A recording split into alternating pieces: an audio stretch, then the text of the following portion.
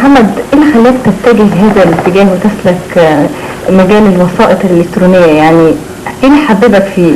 هو الحقيقة يمكن نقدر نقول ان الفنان في اي وقت او في اي عصر بتواجهه مشكلة ان هو يكون هو، وكل مع الزمن يتقدم بتلاقي ان هو يكون هو صعب جدا بصمته.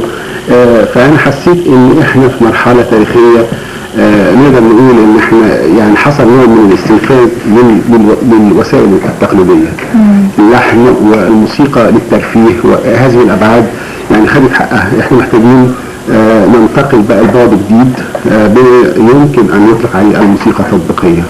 الموسيقى او الموسيقى في المجتمع يعني يكون ليها دور يمكن مقوي اكتر او ليها بعد انساني اقوى، وده هيبقى صعب ان الموسيقى وحديها تؤديه.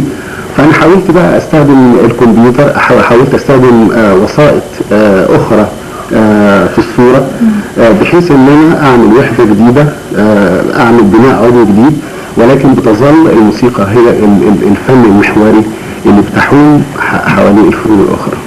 الحقيقة كنت عايز اسأل برضه عن تطور المؤثرات الصوتية. يعني زمان اعتقد كانت يعني عشان نعمل مؤثرات صوتية كان اشياء بدائية جدا بتستخدم، خبط ورجلين وحاجات كده. هل حدث تطور كبير في هذا المجال واصبح زي ما حضرتك بتقول كمبيوتر داخل في يعني نتكلم عن هذا التطور؟ هو المؤثر الصوتي موجود في السينما من فترة كبيرة، لكن كل المؤلف الموسيقي يستخدمه ده الجديد. يعني انا استخدمت المؤثر الصوتي في الموسيقى بتاعتي، وحتى يعني حاولت ان انا ابتكر اسلوب جديد للتدوين الموسيقي للمؤثر الصوتي، لان التدوين التقليدي اللي احنا عارفينه اللي هو ب5 خطوط و4 مسافات، التدوين الموسيقي التقليدي مش هيفي باحتياجاتي الجديدة، لان انا بستخدم اصوات جديدة. المؤثر الصوتي يعني ليه بعدين، او حتى اللحن حتى ليه بعدين.